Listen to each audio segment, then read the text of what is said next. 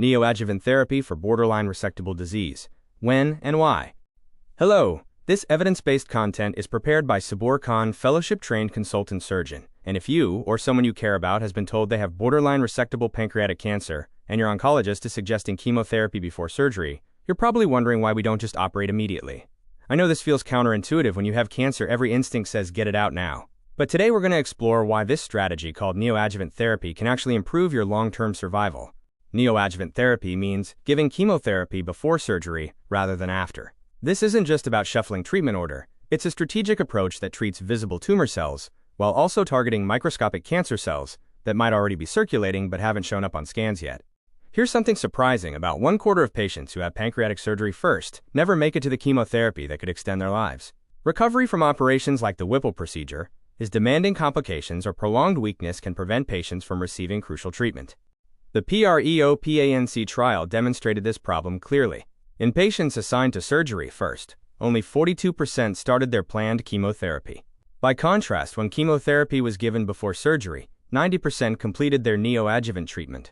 You're essentially guaranteed to get the treatment that fights cancer throughout your body when it's given first, before surgery weakens you. Surgeons aim for an R0 resection, complete tumor removal with clear margins and no cancer cells at the edges. The PREOPANC trial showed the R0 resection rate was significantly higher, with preoperative therapy 71% versus 40% with surgery first. That's nearly twice as many patients achieving the clean resection we need for the best outcomes. In a study of 48 patients with borderline resectable disease, treated with FOLFIRINOX chemotherapy, followed by radiation, 65% achieved R0 resection, and median overall survival reached 37.7 months over 3 years. FOLFIRINOX is a 4-drug chemotherapy combining fluorouracil-leucovorin irinotecan and oxaliplatin. Most centers use modified FOLFIRINOX with lower irinotecan doses for better tolerability while maintaining effectiveness. The ESPAC-5F trial compared different approaches in borderline resectable disease. The 12-month survival rates told a compelling story: 84% with FOLFIRINOX, 79% with gemcitabine plus capecitabine, and 64% with radiation-based treatment, all significantly better than the 42% with upfront surgery. You can do the math. That's nearly doubling your 1-year survival chance. Even when scans show tumor confined to the pancreas, microscopic cancer cells may already be traveling through your bloodstream. We call these micrometastases. Up to 1/3 of patients develop visible metastases during neoadjuvant treatment. While devastating, this actually prevents surgery that wouldn't have helped and allows continuation of systemic therapy that can extend life. If you're supporting someone through this, understand that neoadjuvant therapy serves as a biological test identifying whose cancer has already spread beyond the surgeon's reach. The PREOPANC trial's latest analysis showed median survival of 15.7 months with neoadjuvant therapy versus 14.3 months with surgery first.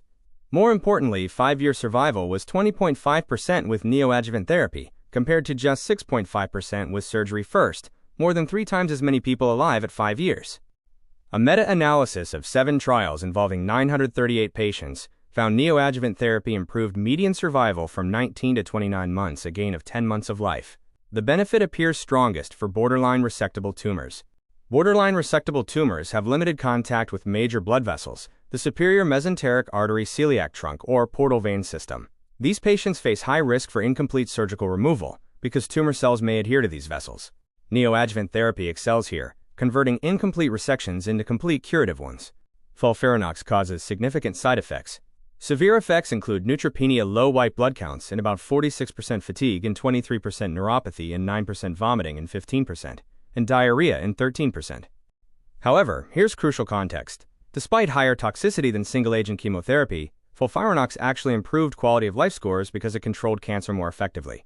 Proper supportive care, including growth factor injections, frequent monitoring, ready access to IV fluids, and aggressive symptom management, makes these effects manageable and most patients complete treatment. Ensure evaluation at a high-volume pancreatic cancer center. Facilities performing over 20 pancreatic surgeries annually have significantly better outcomes. Confirm tissue diagnosis before chemotherapy. This is absolutely required for neoadjuvant therapy. If you have jaundice, discuss biliary stent placement. You'll need durable bile drainage for potentially 6 months of treatment. Request genetic testing, both tumor and germline testing, for BRCA1, BRCA2, PALB2, and related genes can guide optimal treatment selection. Am I a candidate for modified FOLFIRINOX? And if not, why not? Understand whether age, comorbidities, or other factors influence your regimen choice. What's the planned duration of neoadjuvant therapy? Current evidence supports 4 to 6 months before reassessment.